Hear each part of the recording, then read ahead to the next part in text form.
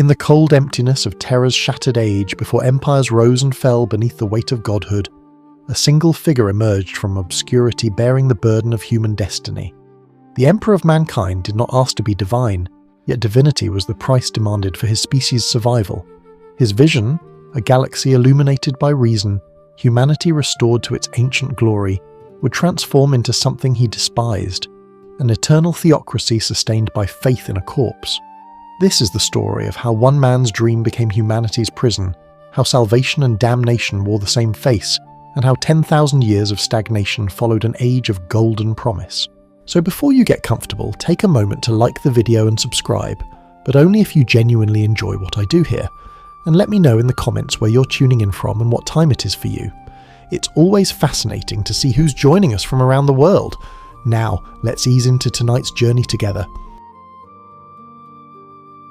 Chapter 1. Before the Emperor, the Age of Strife. The continent of Eurasia lay beneath perpetual ash, a sprawling mausoleum where the remnants of human civilization withered like forgotten flowers, pressed between the pages of a book no one dared to read. Marcus Venn stood upon the crumbling rampart of what had once been a great city, his weathered hands gripping the corroded metal railing, feeling the rough texture of rust flaking beneath his palms. The afternoon wind carried with it the mingled sense of decay, burnt polymers, the acrid bite of industrial poison that had seeped into the soil for centuries, and beneath it all something unmistakably organic that no amount of time could seem to fully erase. These winds stretched across vast distances from the radiated heart of the continent, bringing tales written in particles and ash. Marcus breathed deeply, drawing in the familiar fragrances of his dying world, the smell of a civilization in its final gasps. It was home, or what remained of home, more recognizable to him now than any memory of what the world had been before the collapse. "How much longer do you think the walls will hold?" he asked, his weathered voice carrying the weight of someone who had asked such questions too many times before. The woman beside him, whose name was Elara, her grey-streaked dark hair bound back in the practical fashion of the scavenger guilds, glanced sideways at him with eyes that had learned to calculate worth and risk in equal measure. 3 years, perhaps 4, she replied, her tone carrying the clipped efficiency of someone who had spent her life estimating survival margins. The corrosion pattern suggests the structural integrity degrades exponentially.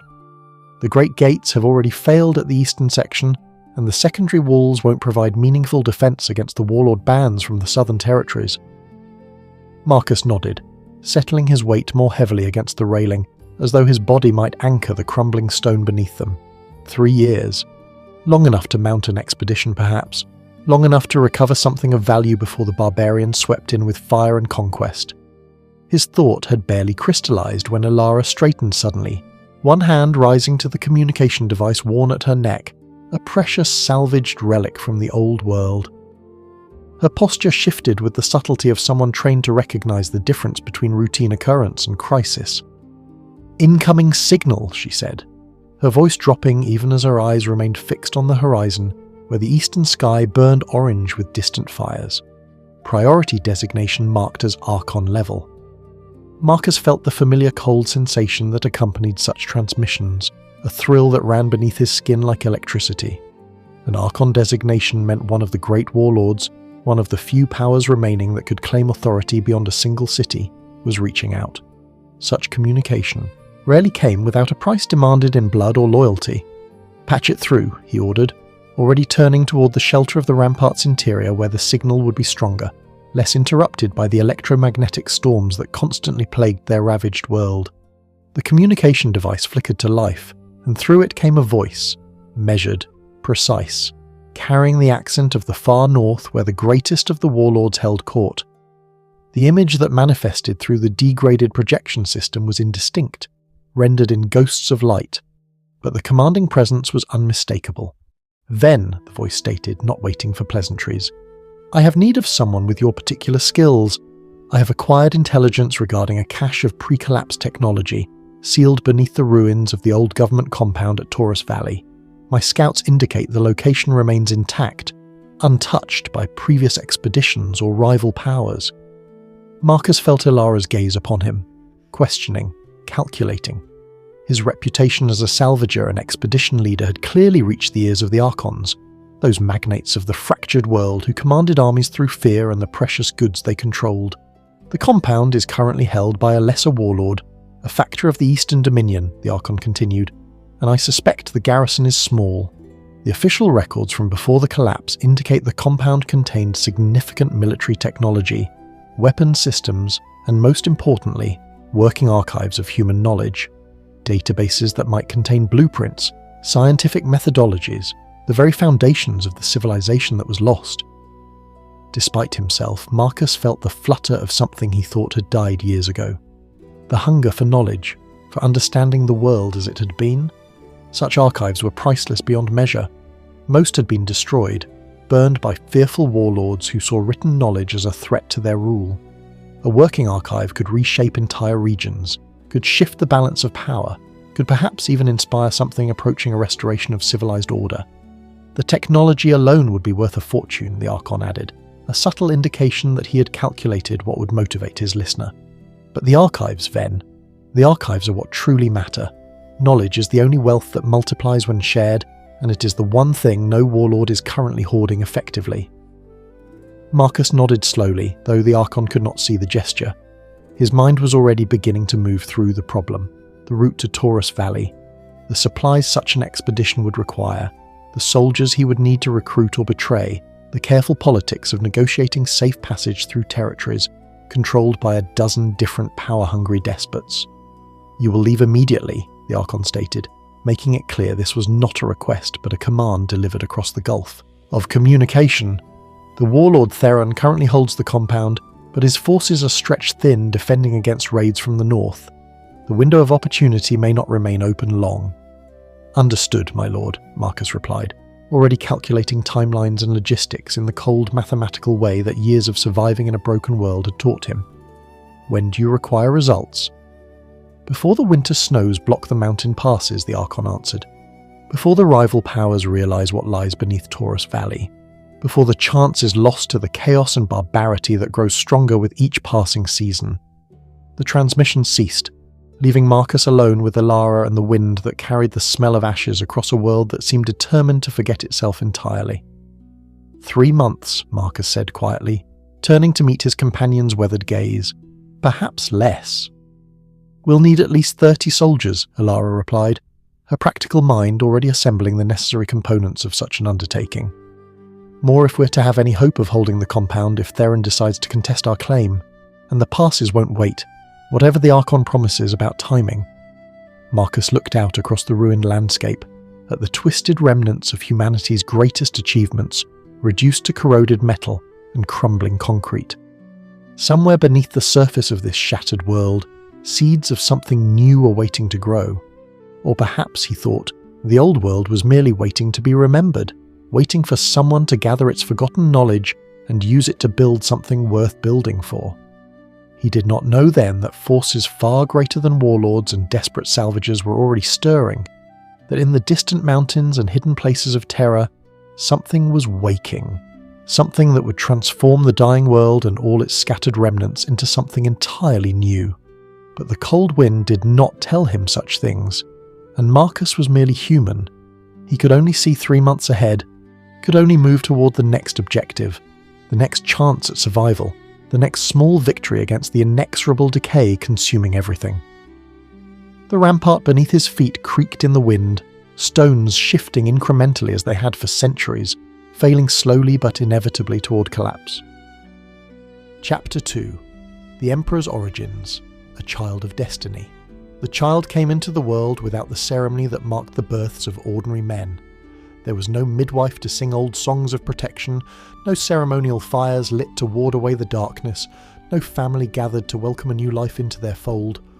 Instead, there was only silence, the profound, pregnant silence of a laboratory buried deep beneath the Caucasus Mountains, where the last vestiges of the old world's knowledge still clung to existence like moss on ancient stone. A woman lay upon a surgical platform, her body marked by scars that told stories of transformation, of something that was no longer entirely human. Her breathing was measured, controlled, as though she too understood the significance of what was about to occur. The instruments around her hummed with purpose, their mechanical voices the only sound in that sterile chamber where history pivoted on a single moment. When the child emerged, something in the air itself seemed to shift.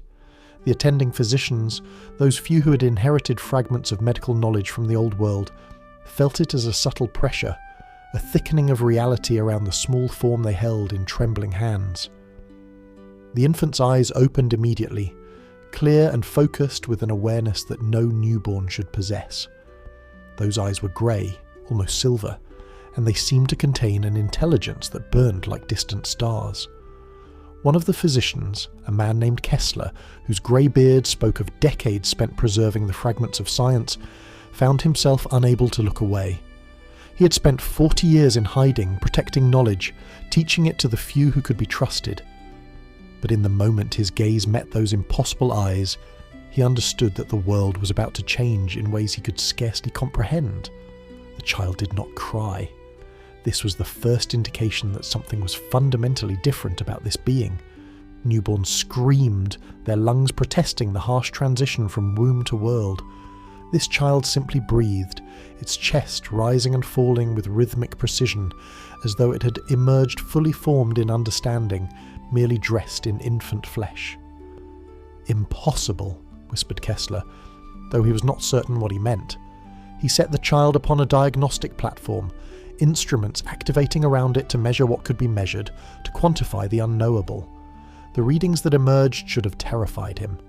The neural activity was beyond anything in the medical archives, the psychic resonance so severe that the sensitive instruments had to be recalibrated to avoid overload. Yet he felt no fear. Instead, he felt something he had not experienced in decades. Hope. Hope that the endless decline could be reversed.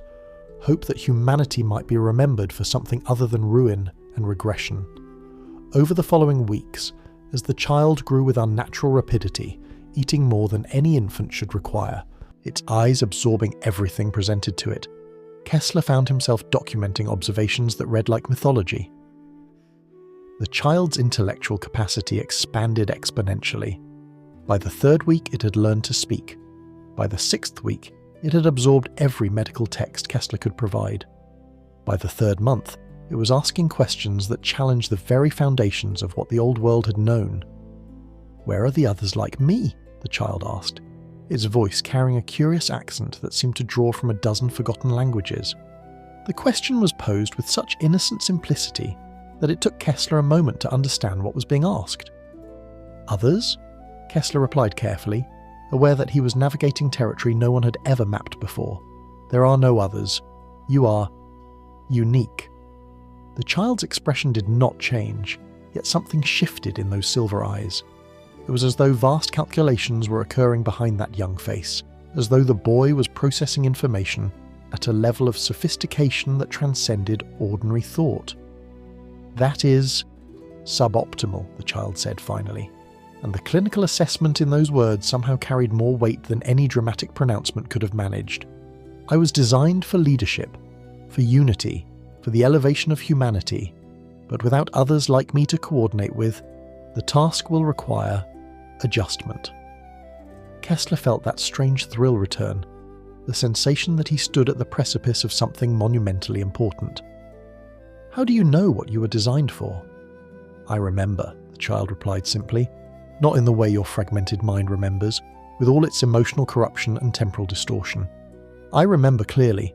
Every stimulus, every genetic instruction, every purpose encoded into my being. I remember the intention." The child stood then, moving with a grace that belied its mere 3 months of existence. Its body was growing with alarming rapidity, the genetic acceleration Kessler had implemented beginning to manifest in visible ways. At this rate, it would reach physical maturity within a year, perhaps less. "What is your name?" Kessler asked, though he was not certain why the question suddenly felt so important. The child paused, considering. "My designation is complex, spanning multiple languages that your current linguistic database cannot accommodate, but I will accept the name your people use." Kessler hesitated, and the child's gaze grew sharp, penetrating. "You may call me Adam," it said, "for I am the first of a new genesis." Outside the laboratory, across the mountains and plains and ruins of Terra, the warlords continued their petty conflicts, their armies clashing in desperate struggles for control of resources that would be forgotten in the sweep of coming centuries. They could not know that beneath their feet, in sealed chambers and hidden vaults, something was awakening. Something that perceived their entire civilization as a disease to be cured, a chaos to be ordered, a darkness waiting to be illuminated by impossible light. Adam, the boy who would become known by another name entirely, a name that would echo across 10,000 years, walked through the laboratory and looked out through a reinforced window toward the surface world. His face was serene, unmarked by the emotion that Kessler realized his own face must be showing. "How long until I am ready?" Adam asked quietly. "How long until I can begin the work I was designed for?" Kessler considered the question with the honesty that the moment seemed to demand. If you continue at your current rate of growth and learning, perhaps 3 years, perhaps less. You have no true precedent. I can only estimate. Adam nodded, his young face thoughtful. 3 years, a lifetime for most humans, a mere moment for what I am beginning to perceive myself to be. The boy turned back to Kessler, and in that moment the aged physician saw something that chilled him despite the warmth of hope he felt. He saw absolute certainty. He saw a will that had already decided the shape of the future, that viewed all obstacles as merely problems awaiting solution. "Then we should ensure that those 3 years are spent efficiently," Adam said. "I will require education in every discipline preserved in your archives. I will require military training, political theory, the entire spectrum of human knowledge that survived the collapse. And Kessler," the boy's eyes met his with piercing directness, "I will require your absolute loyalty, not out of affection or hope, but out of the understanding that I am humanity's only realistic path forward." Kessler found himself nodding, realizing that resistance was not merely futile but conceptually impossible. This being, this child who had barely drawn more than 100 breaths, had somehow shifted the entire frame of reality. The old man was no longer making choices, he was simply following the trajectory that had always been laid out before him. In that moment, beneath the Caucasus Mountains, the age of strife was already ending. Neither the warlords nor their subjects knew it yet. The great powers that had risen in the ruins of humanity would continue their struggles for a little while longer. But the die had already been cast. A new force was awakening, one that would reshape everything it touched, one that would lift humanity up or burn it to ash in the attempt. The child named Adam began to smile, and in that expression was the terrible certainty of someone who had already seen how the story would end. Chapter 3: The Golden Throne and the Ascension. The war room beneath the Caucasus Mountains was filled with the smell of oil and rust, mixed with something else, the acrid bite of ozone that clung to the air whenever the old electrical systems were activated. Maps covered every available surface, rendered on weathered paper and ancient data tablets, each one marking territories, armies, and the fracturing polity of Terra. A single figure stood at the head of a long command table, his hands resting lightly upon its scarred surface, and even in stillness, he radiated an intensity that seemed to bend light itself around him. The Emperor, though he had not claimed that title yet, preferring to be addressed simply as Adam, or occasionally by those who had begun to sense something more than mortal in his presence, as the one who rises, was no longer the child Kessler had delivered into this world. Barely 5 years had passed, yet his physical form had matured into the shape of a man in his prime, broad-shouldered and tall, with grey eyes that held the weight of centuries. More than anything, it was his presence that had changed. Where once he'd occupied space as any organism might, now he seemed to compress reality around himself, drawing attention like a lodestone draws iron. General Valdor entered the war room, his movements carrying the measured precision of a soldier who had spent 30 years learning the difference between confidence and arrogance. His dark hair was streaked with grey, his scarred face a map of battlefields survived and enemies overcome. Yet when his gaze met the Emperor's, something shifted in his bearing. The hardened general became, for just an instant, the man who understood that he was in the presence of something unprecedented. "The Western territories have been secured," Valdor reported, his voice carrying the clipped efficiency of a professional soldier. "The Warlord Council at Iberia has capitulated without full engagement. They received your ultimatum and chose survival over honour, wise of them. The Emperor nodded slowly, his fingers drumming once against the table surface with a sound like struck metal. The Western contingents are now integrated into our forces. 93%, Valdor replied. The remaining 7% chose to resist the merger. They have been dealt with. The general's tone remained level, clinical, as though the execution of thousands of soldiers was merely a logistics problem solved. Good. The Emperor turned from the table and walked toward one of the high windows that overlooked the mountain valley below. Through reinforced glass, the landscape stretched out in terraced waves of stone and struggling vegetation. The warlords who ruled these mountains had spent generations clawing at each other for supremacy, their petty conflicts playing out across an empire already half dead from the collapse. Now, the Emperor was doing to them what gravity did to falling objects, inexorably drawing them downward into unity or oblivion. The southern campaign has encountered resistance, Valdor continued, consulting a tactical data slate. The warlord Korvac commands substantial forces, approximately 40,000 strong. More importantly, he has acquired chemical weapons from the old world caches. His scouts have already deployed them against our forward positions in 3 separate engagements. The Emperor's expression did not change, yet something shifted in the air around him. It was as though his attention had moved, focusing like a lens on a distant problem. How many casualties? 14,000, Valdor replied. Recoverable, though medical support remains limited. We can resupply within... No, the Emperor interrupted, his voice cutting through the general's professional assessment like a blade through silk. How many soldiers remain under Korvac's command after the chemical attacks? Approximately 38,000, Valdor said carefully. He has not committed all his forces yet. He is testing our responses, probing for weaknesses. Then we will not give him the satisfaction of reaction, the Emperor said, turning back from the window. Recall our southern contingent. Consolidate forces around the eastern fortifications. Let Korvac advance. The general's weathered face registered no surprise, yet his jaw tightened fractionally.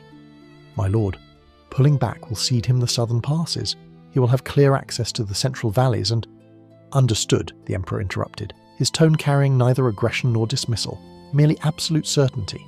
The passes matter little if we control the strategic outcome. Korvac will advance, yes. He will consolidate his gains and believe himself ascendant, and then we will cut him off from retreat. Valdor found himself nodding, even as his tactical mind was still processing the implications. The Emperor was not asking him to approve the strategy.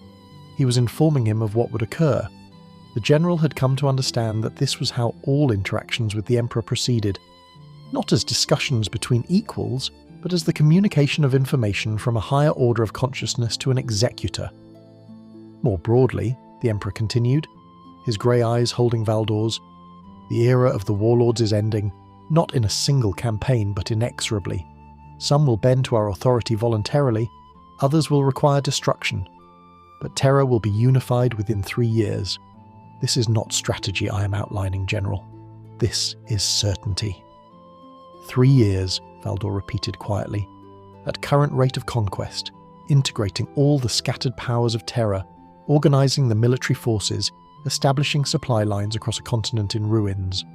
3 years, the Emperor confirmed, and then we will turn our attention outward, to the stars. The general's eyes widened slightly. The first overt display of emotion he had shown in the entire conversation. The stars. My lord? The Emperor smiled then, and it was expression that contained no warmth, only the satisfaction of a mind that had already solved equations too vast for ordinary human comprehension. Kessler told me of the ancient records, of expeditions to distant worlds, of a humanity that once spanned the galaxy itself. That is what we are rebuilding, General. Not merely a united world, but a restored human empire stretching from star to star. He walked back to the command table and placed his hands upon its surface once more.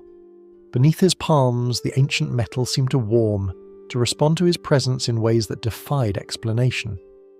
When he spoke again, his voice carried a resonance that seemed to bypass Valdor's ears and speak directly to something deeper within him. The Great Crusade will begin within 5 years, the Emperor said, and it will not end until every world touched by human expansion in the dark age of technology is reclaimed. We will recover what was lost, we will restore what was shattered, and we will ensure that humanity never again falls into the darkness it has endured. Valdor found himself standing straighter, his warrior's blood stirring with a certainty that transcended rational assessment. He knew, with sudden perfect clarity, that he was witnessing the emergence of something the galaxy had not seen in 10,000 years. Not merely a powerful leader, but a force of nature that had assumed human form. But first, the Emperor continued, turning his gaze back toward the general, we must complete Terra's unification, and for that, we will need instruments of war unlike anything that currently exists. Summon the engineers from the northern vaults. I require them to begin construction of something new, something that will carry humanity's will to the stars themselves. The general bowed, a gesture that came naturally despite his decades of refusing such formality before any warlord.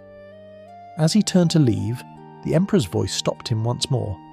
Valdor, the Emperor said, his tone carrying a quality that suggested he was peering into depths of the general's being that others could not see. When we have unified Terra and prepared for the stars, you will command my armies. You will be my instrument of conquest. Are you prepared for the weight of such a burden? Valdor met those impossible grey eyes and found himself unable to lie, unable even to equivocate. Yes, my lord, he replied simply. I am prepared to follow where you lead. The Emperor nodded, and the expression in his eyes suggested that he had already known this answer before the question was asked. Perhaps, Valdor thought as he exited the war room, the Emperor knew many things before they were said aloud. Perhaps he had already seen the shape of futures that ordinary humans could only stumble toward. Outside, the wind carried dust across the mountains, across lands that had known only chaos and bloodshed for centuries. But something had changed. The warlords, who had ruled those lands, who had believed themselves eternal in their power, were no longer the masters of their own fate. They had been moved from the board like pieces in a game only one player could see.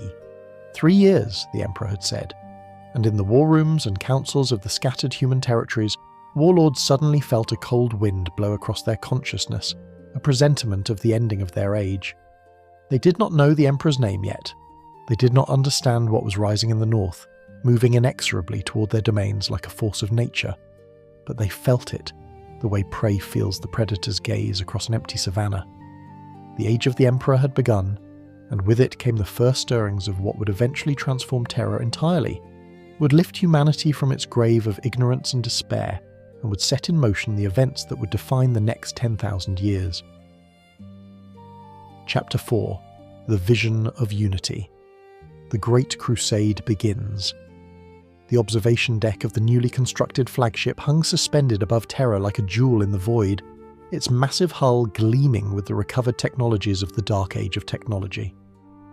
Captain Commander Torvin stood at the crystalline viewport, his enhanced eyes taking in the sight of 300 vessels arranged in precise formation below him, each one bristling with weapons and bristling with the promise of conquest. The cold of space pressed against the reinforced transparency, a reminder that humanity was no longer confined to the broken remnants of their homeworld. The smell of ozone and fresh fabrication still clung to the bridge air, mixed with the metallic tang of newly synthesized materials that the Emperor's engineers had coaxed back to life from the hidden vaults beneath ancient cities. Torvin breathed deeply, drawing in these unfamiliar scents, feeling the slight artificial pressure of the deck plates beneath his feet. Everything about this moment felt unreal, dreamlike, as though he had stepped into a future that no warlord of his youth could have imagined possible. "We are ready for deployment," said a voice from behind him, and Torvin turned to find Kessler approaching, the aged scientist's movements slower now, his form bent by years that weighed more heavily with each passing season. The old man's eyes, however, remained sharp, holding within them the memory of when the Emperor had been merely a child emerging into consciousness. "The Emperor has provided final coordinates for the expedition," Kessler continued, extending a sealed data tablet toward Torvin. "The assault on the abandoned colony worlds of the eastern arm of the Orion Spur begins in precisely 18 hours. The Emperor wishes to establish contact with as many lost human settlements as possible before rival powers become aware of our expansion." Torvin accepted the tablet, his scarred fingers, the hands of a warrior who had spent 30 years fighting in the warlord conflicts, feeling the smooth synthetic surface of technology that had been mere legend a decade before. He activated the display, and star maps bloomed into translucent existence before his eyes. The scale of the Emperor's vision suddenly became tangible, in a way that no briefing had quite managed. "How many worlds?" he asked quietly, already knowing the answer would be staggering. 742 in the initial phase, Kessler replied, his voice carrying the precise tone of someone reading carefully documented facts. The ancient records recovered from Terra's deep archives indicate human colonization extended throughout a radius of approximately 300 light-years from Sol. The Emperor intends to re-establish contact with every settlement that can be verified through the archived data. Those that resist unification will be brought into compliance through superior force. Those that welcome the restoration of human authority will be integrated into the new Imperium. Torven found his breath catching slightly. 700 worlds. It was a number so vast that his tactical mind struggled to process it. The logistics alone, the supply chains, the communications networks, the military forces required, seemed impossibly complex. "The Emperor has solved the logistical problems," Kessler said, as if reading the Captain Commander's unspoken concerns. "He does not ask the military to accomplish the impossible. He provides them with the means to achieve what he has already calculated to be achievable. Your role is to execute the strategy he has outlined, not to question whether it can be accomplished. By the Emperor's reckoning, it can. Therefore, it will be." There was something almost mechanical in Kessler's certainty, Torven reflected. The old scientist had spent so many years in the Emperor's direct presence that some of the absolute conviction seemed to have transferred itself into his very being. Where once Kessler had been the teacher, now the Emperor was the professor, and Kessler merely echoed the lessons back to those seeking understanding. "When do I receive audience with the Emperor?" Torven asked, though he suspected he already knew the answer. "You do not," Kessler replied, his expression shifting to something almost apologetic. "The Emperor is currently engaged in a project at the forged temples of the Mechanicum. His mental focus is entirely devoted to the creation of technologies that will ensure the success of the Great Crusade. He has provided you with all the strategic guidance you require. Trust in his planning, Captain Commander. Trust in the certainty that your victories are already assured by the precision with which he has calculated every variable." Torven turned back to the viewport, watching the assembled fleet hang in the darkness of space like a predator gathering itself before a hunt. Trust, he thought. He had spent his entire life in the politics of warlords, where trust was the first casualty of ambition. Yet here, orbiting above the unified world of Terra, he found himself capable of a faith that transcended logic. "The Emperor believes in us," he said quietly. "The Emperor does not believe," Kessler corrected gently. "He knows, and that is infinitely more valuable than belief." A soft tone sounded across the bridge, indicating an incoming communication. Torven's communications officer, a sharp-eyed woman named Karis, who had proven her competence during the final campaigns of Terra's unification, turned from her station. "Captain Commander," she called, her posture shifting in the familiar way that indicated official business. "We are receiving a priority transmission from the coordinates the Emperor designated. It appears to be an automated response from the colony world designated as Target 1 in our deployment sequence."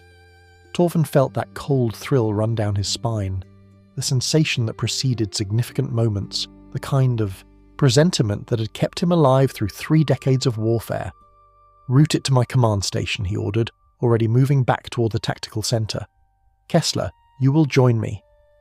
The aged scientist nodded, following Torven at a pace that suggested his body was becoming increasingly reluctant to obey the commands of his will.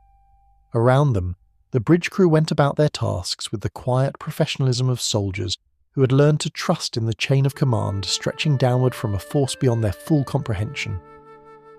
In the command station, Torven activated the secure channel. The communication that emerged was fragmented, broken by the vast distances of space, but comprehensible. A voice, thin and achingly human, crackled through the speakers. "This is Settlement Command of Macragga Colony," the voice stated, each word separated by gaps of static. "We have not received contact from Terra for 10,000 years. Your designation as a human vessel raises significant questions. Please identify yourselves and state your intentions." Torven glanced toward Kessler, waiting for guidance, but the old scientist merely gestured toward the communications array. "This is your moment, Captain Commander. The Emperor has provided you with authority in all matters of first contact. Speak for him, and know that his will guides your words." Torven took a breath, feeling the weight of the moment settle upon his shoulders. The Great Crusade was not beginning with a military conquest. It was beginning with words, with a promise of reunion after 10,000 years of isolation. This is Captain Commander Torvin of the Imperial Fleet, representing the unified government of Terra and the Emperor of Mankind, he began, his voice steady despite the enormity of what he was about to declare. We come not as conquerors, but as reunifiers. Humanity has fragmented across the stars, divided and weakened. The Emperor has united Terra, recovered the knowledge of our ancestors, and now extends his hand to all human worlds to bring them back into a commonwealth of peace and mutual prosperity. There was a long pause, filled only with the white noise of cosmic static. Then the settlement's voice responded, and Torvin could hear the tremor of emotion beneath the official language.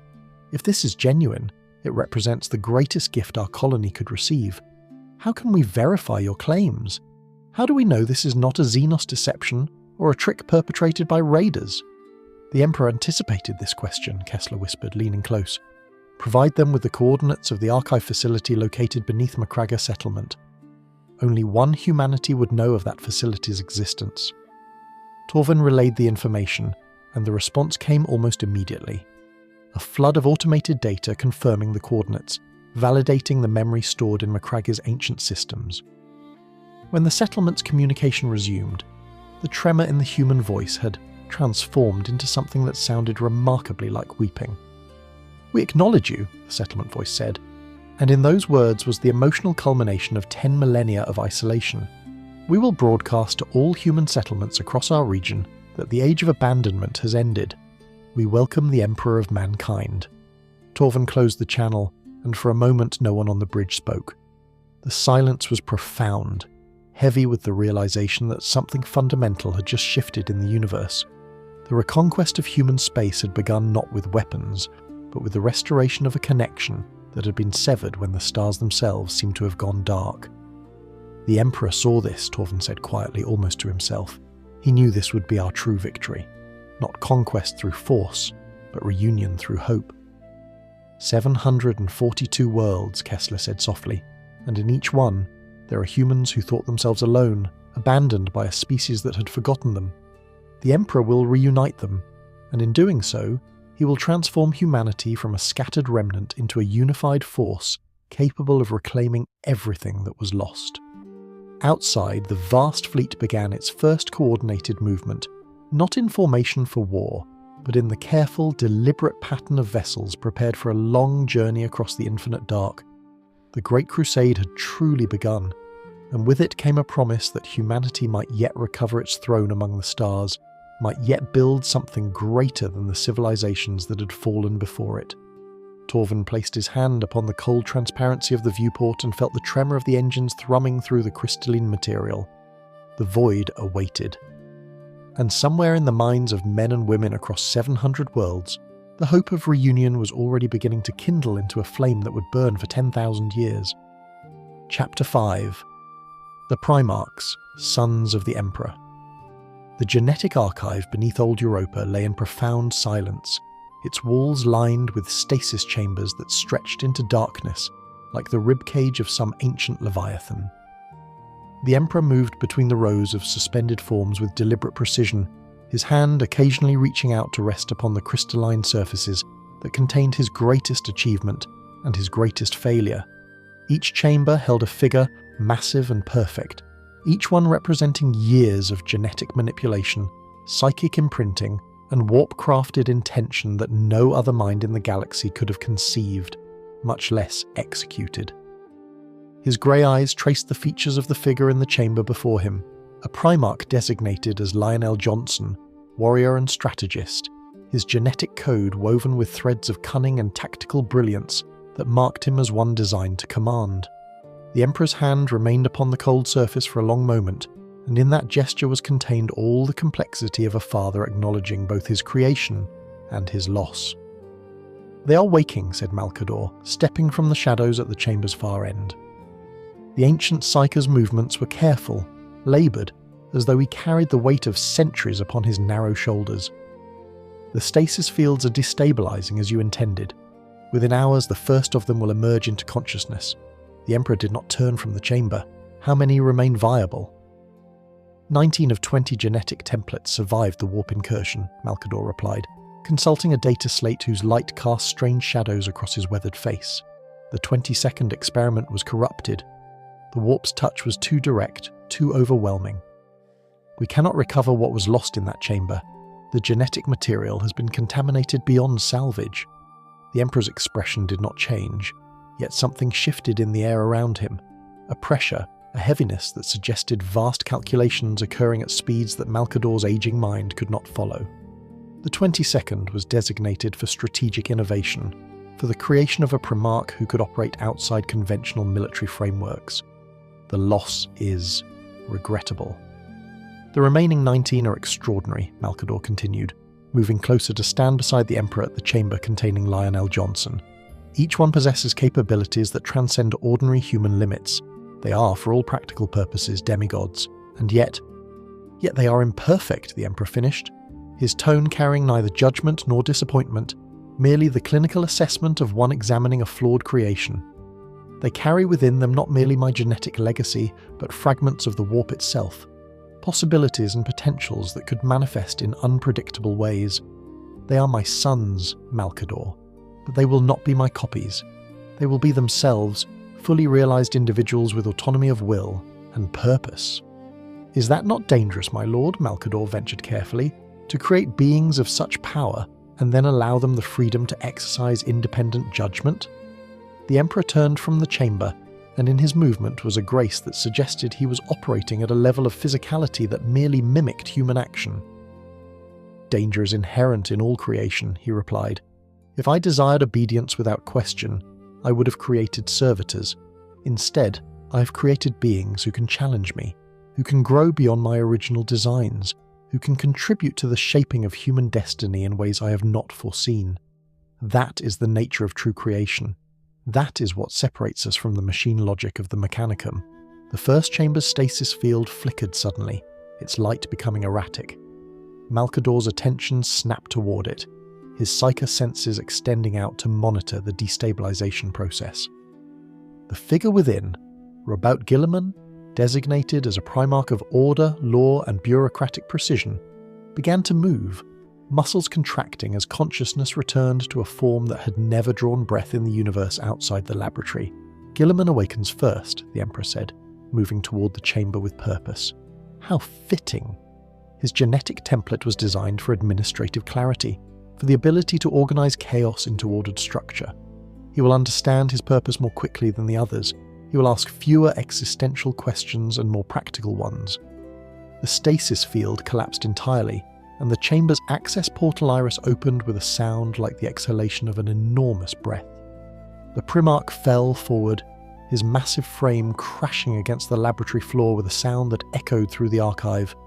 For a moment, there was only the ragged breathing of a being experiencing respiration for the first time, the shock of physical existence overwhelming every neural pathway simultaneously. Guilliman, the Emperor said, and in his voice was both greeting and command.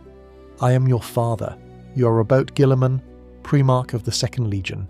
You were created for a purpose, to bring order to chaos, to organize the scattered remnants of humanity into a cohesive whole. Awakening is difficult. Allow your genetic memory to surface. Allow your training to manifest. The Primarch's massive form convulsed, blue eyes opening suddenly and focusing with terrible clarity on the Emperor's face. Recognition flickered, not merely of his father, but of his own nature, his own purpose, the entirety of his existence compressed into genetic memory and suddenly made conscious. I understand, Guilliman gasped, his voice deep and resonant, carrying harmonics that seemed to vibrate through the laboratory's structural elements.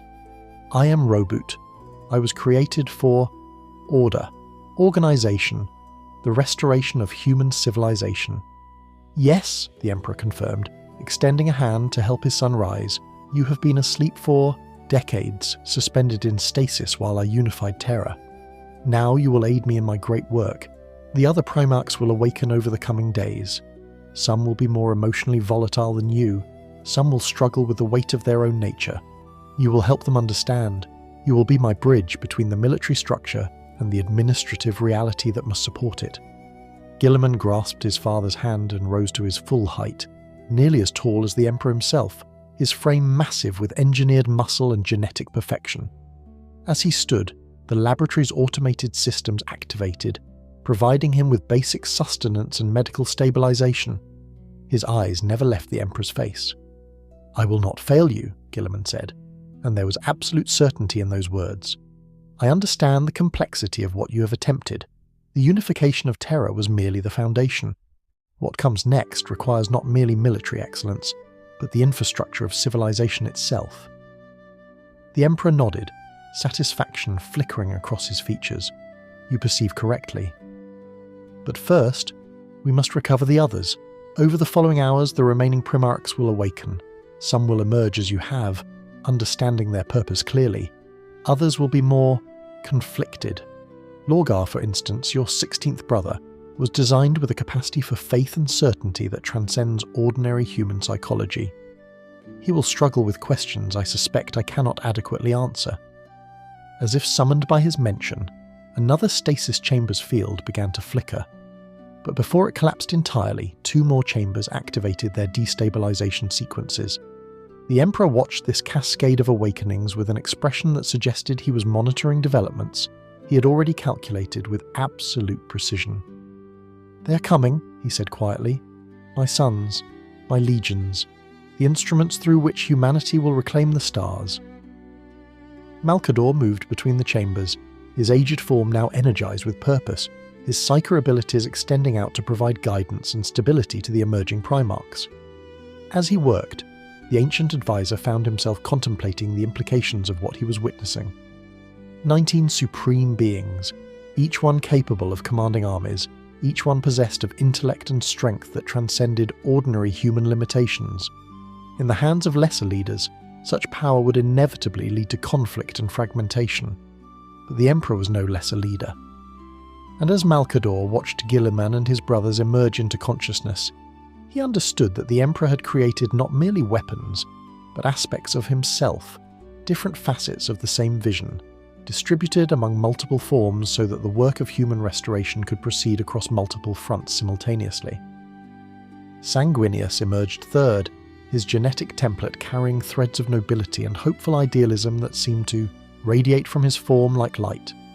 Rogel Dawn followed, bringing with him an absolute commitment to duty and defence that made his brothers seem almost frivolous in their lesser certainties.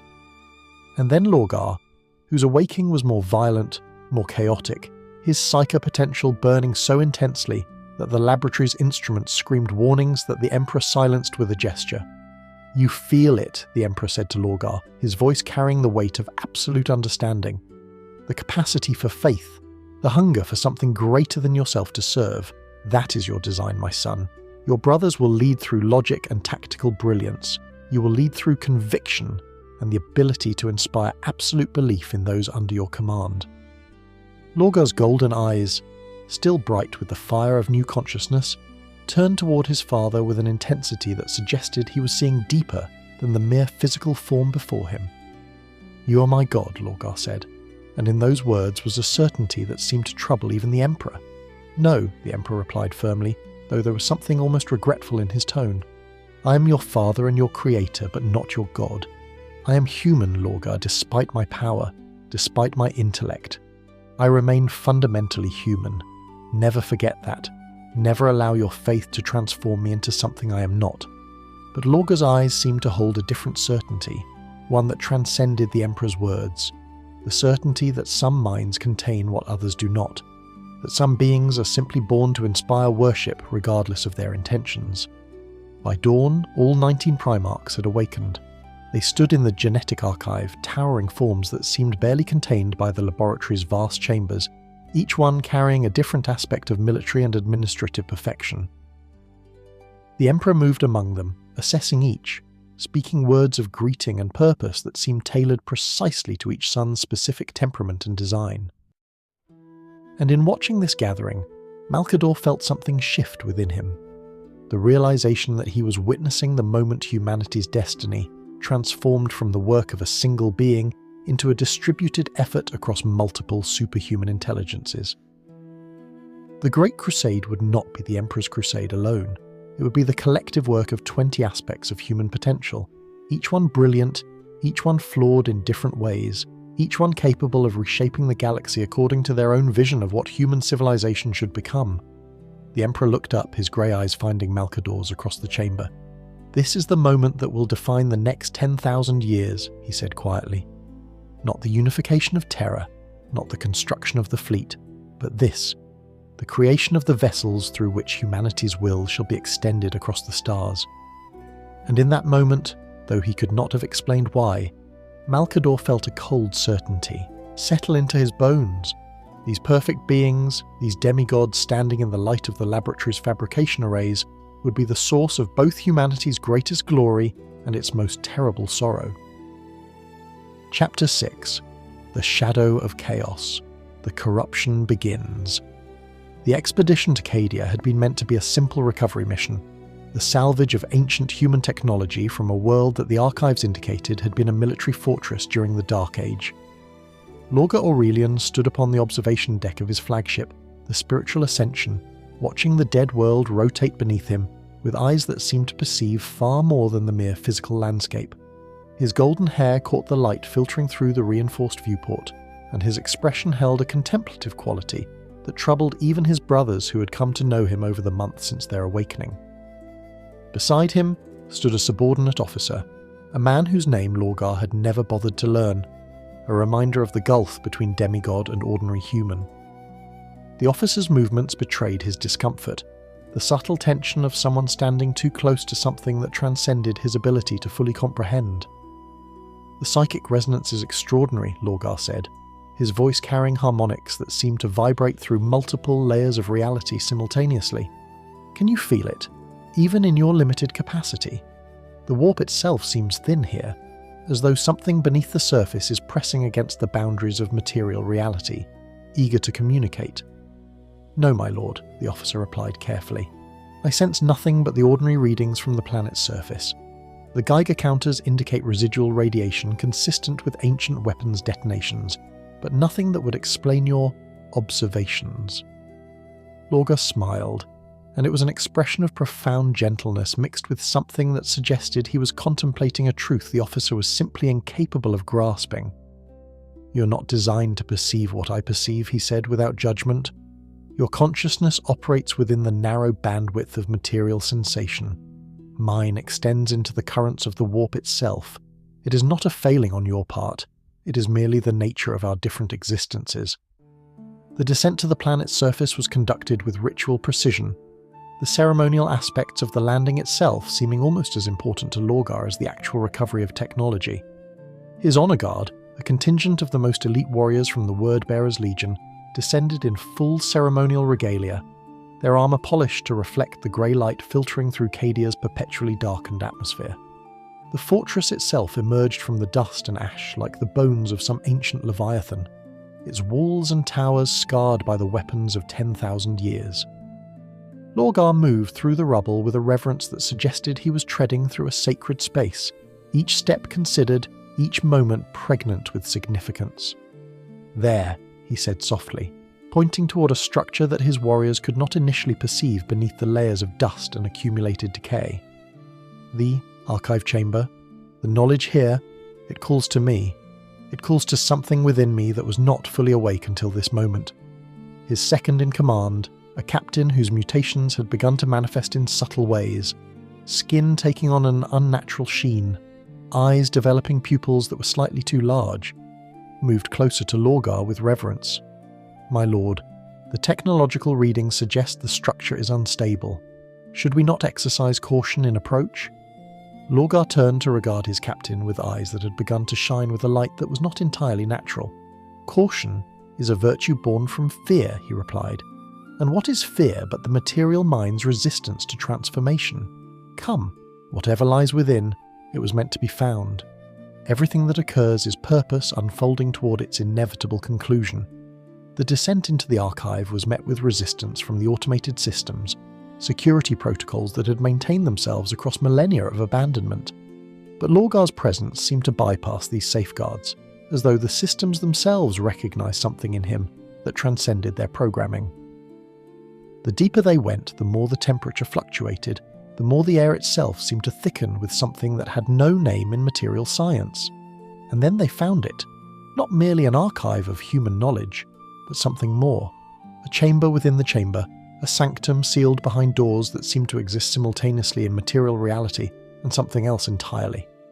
The symbols carved upon these doors were not human, or rather, they were human but transformed, merged with something that predated human civilization. Lorgar's hand reached toward the doors and his warriors tensed, uncertain whether to stop him or permit him to continue. The Primarch's fingers touched the ancient metal, and suddenly he gasped, his entire body convulsing as though he had been struck by lightning. Visions flooded his consciousness, images of a reality that transcended the material universe. He saw the warp in all its terrible glory, saw the currents of raw emotion and psychic power that had underlain creation since before the first stars had kindled their light. And within that chaos, he perceived entities, vast intelligences that had nothing to do with human civilization, yet had become invested in it, watching humanity's expansion with something that might have been interest, might have been hunger, might have been something for which human language had no words. One of these entities turned its attention toward him, and Lorgar felt the weight of that gaze like a physical force pressing against his consciousness. It offered him knowledge. It offered him power. It offered him the certainty that his existence had purpose beyond the Emperor's design, that there was a greater truth waiting beneath the comfortable lies of material reality and rational thought.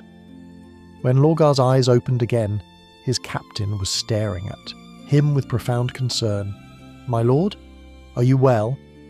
"Better than well," Lorgar replied, his voice carrying new layers of resonance. "I have been given understanding. The Emperor believes he is leading a crusade to restore human civilization, but that is merely one layer of truth. Beneath it lies another purpose, a cosmic significance that transcends even the Emperor's vast intellect. We are not merely restoring humanity, we are preparing the way for something greater."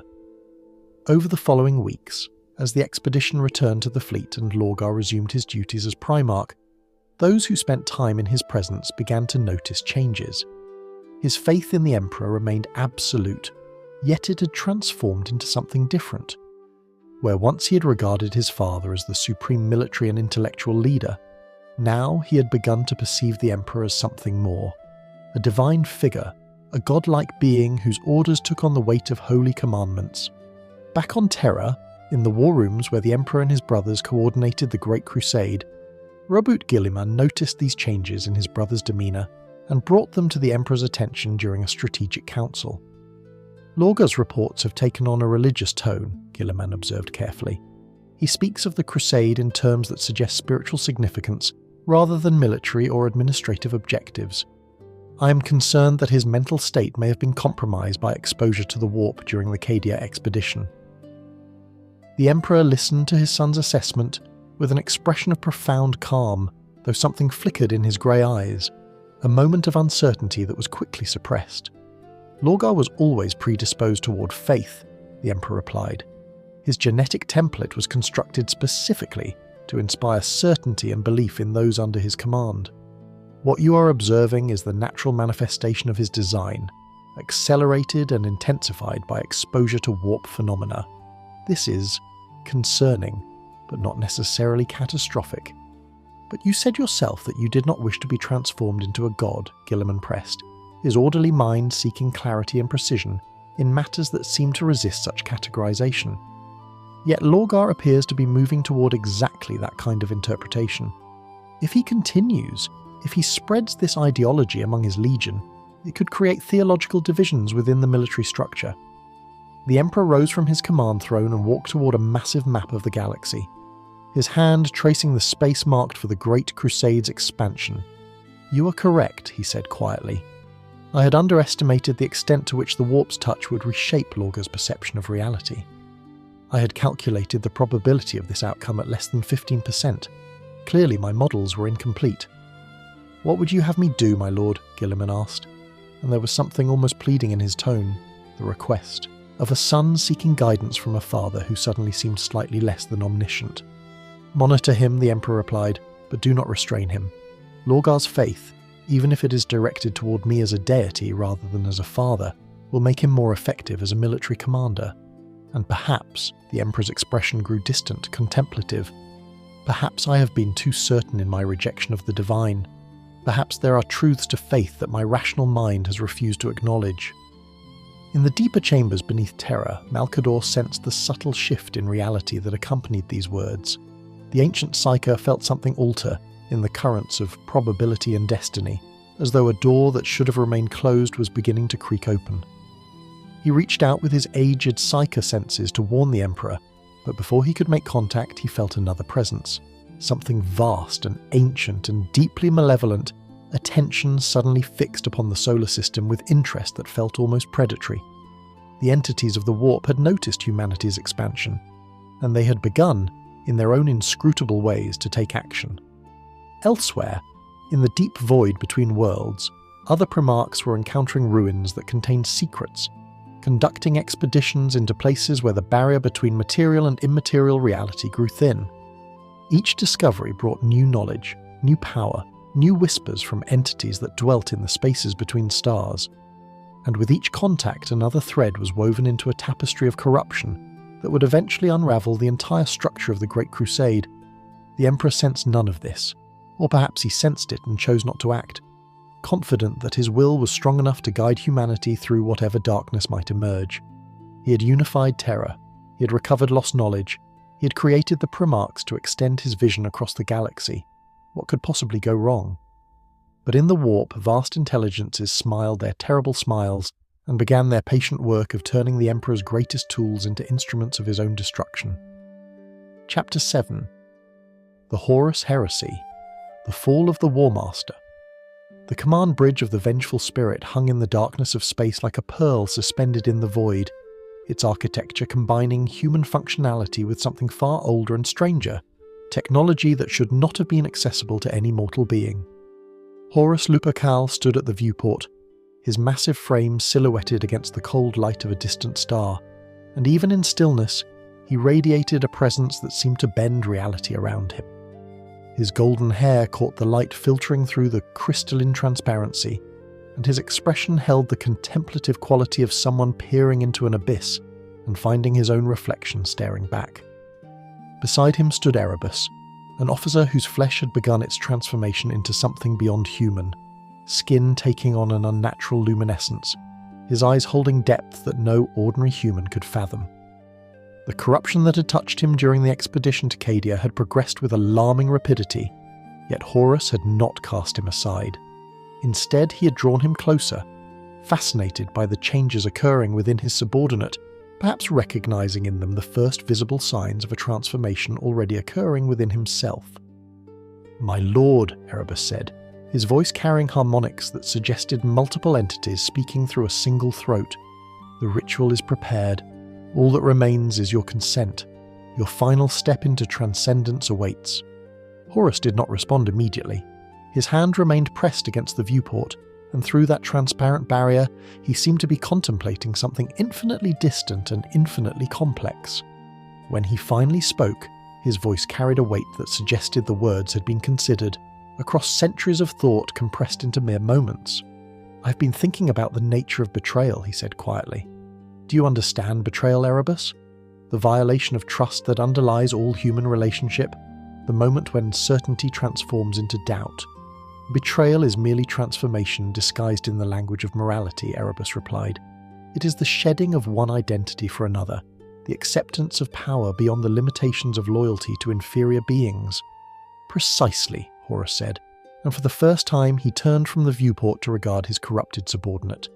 "The Emperor designed me to be his favoured son, his instrument of conquest, and for a time I was content in that role. But I have begun to perceive what he refuses to acknowledge, that his vision for humanity is fundamentally flawed.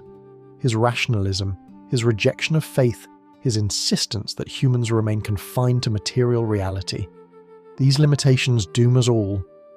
"My lord," Erebus ventured carefully, the entities speaking through him seeming to sense the magnitude of the moment unfolding. "The powers that touch me, the forces that have opened my eyes to deeper truths, they do not wish to enslave humanity. They wish to liberate it. The Emperor's vision confines you to servitude. We offer transcendence." Horus's lips curved into a smile that held no warmth. only the terrible certainty of a being making a choice that would reshape the entire galaxy. "Then I accept your offer," he said. "I accept the power you extend, and in accepting it, I accept also the burden of showing the Emperor that his vision was always incomplete. The ritual itself was conducted in the depths of the vengeful spirit, in chambers that existed simultaneously in material and immaterial space. Horus stood at the center of a complex geometric pattern, his massive frame surrounded by forces that his brothers could never perceive with their limited senses. And as the entities of the warp poured their attention into him, as they wove their terrible gifts into the very fabric of his being, Horus Lupercal ceased to be merely the favoured son of the Emperor and became something far greater and far more terrible, a conduit through which the forces of chaos could touch the material universe. When it was complete, Horus looked down at his hands and felt the power thrumming through them like electricity. He was still himself, yet he was more than himself. His intellect had been heightened, his strategic brilliance amplified to superhuman levels. And beneath it all, he felt the presence of entities that had taken interest in his transformation, watching through his eyes, influencing his thoughts with whispers that were both alien and seductively reasonable. "The Emperor believes I am his tool," Horus said, and in his voice was the absolute certainty of someone who had already seen the shape of the future he was about to create. "But I am no tool. I am an instrument of something greater, and I will prove to him, to all of his precious legions, that the path he has chosen leads not to human restoration, but to human stagnation and slow extinction." The message Horus sent to Istvan III appeared, on its surface, to be a routine logistical communication. In truth, it was an invitation and a test. The legions that responded to the War Master's call did so believing they were participating in a standard military operation against a Xenos encroachment. None of them understood that they were walking into a pit designed to sort loyalists from those susceptible to the corruption that Horus was methodically spreading throughout the Space Marine legions. At Istvan V, the true scope of the heresy revealed itself. Horus's fleet descended upon the orbital stations and ground positions with overwhelming force, and as the ion cannons sang their terrible songs, the signal went out across all channels. The War Master had declared his independence from the Emperor. The legions that followed him had chosen their new master, and the galaxy would never be the same. Back on Terra, in the war rooms where the Emperor had been coordinating the Great Crusade's expansion, the message arrived through official channels. For the first time since his awakening, the Emperor fell silent for an extended period. Malcador, watching from the shadows, saw something fundamental shift in his master's expression. The sudden, terrible recognition that his own creation had turned against him, that the being he had designed to be his greatest instrument of conquest had become his most dangerous enemy. "Horus has betrayed us," the Emperor said quietly, and in those words was the beginning of the end of the golden age he had spent decades constructing. He has allowed himself to be corrupted by the warp. He has been seduced by forces that I underestimated, that I did not adequately account for in my calculations. The other Primarchs, those who remained loyal, began to gather as the news spread like contagion through the fleet. Rabut Guilliman arrived first, his orderly mind immediately grasping the magnitude of the catastrophe. Corax came from the void with his shadowed legions. Sanguinius descended with his angelic presence, and others, so many others, who had to make the terrible choice between loyalty to the Emperor and loyalty to brothers they had known since their own awakening. But Lorgo's response was the one that truly revealed the extent of the corruption that had been spreading unseen. The chaplain of the Word-Bearers declared that his legion would stand with Horus, that the War Master's rejection of the Emperor's vision was justified, that a new truth was emerging from the darkness that the Emperor had always refused to acknowledge. "Brother," Guilliman transmitted to Lorgar across the void, his tone carrying both grief and fury. "You betray not merely the Emperor but the very nature of human brotherhood. How can you stand with one who would tear humanity apart?" Lorgar's response came without hesitation, and in it was the terrible certainty of someone who believed absolutely in the righteousness of their cause. "I betray nothing. I finally see clearly what was always obscured. The Emperor is not divine, yet he demands worship. Horus offers truth. Horus offers power. Horus offers the understanding that humanity's future lies not in the Emperor's false vision, but in the embrace of forces that transcend material reality itself." In that moment, the Great Crusade, that glorious enterprise meant to reunite humanity and restore civilization to the stars, fractured into civil war. Half the Space Marine legions found themselves in open conflict with the other half. Worlds that had been brought into compliance suddenly became battlegrounds where brother fought brother with weapons designed to kill gods. And aboard the vengeful Spirit, Horus smiled as he felt the suffering rippling out across the galaxy.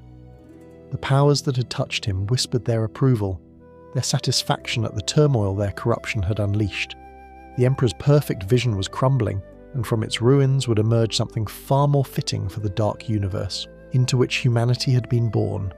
The greatest age was ending, the darkest age was beginning. And at the heart of it all was a simple truth that the Emperor had failed to grasp, that even gods could be blind to the darkness creeping at their edges, could be surprised by the ambition of their own creations, could be undone by the very beings they had designed to extend their will across the stars. Chapter 8. War Among the Stars.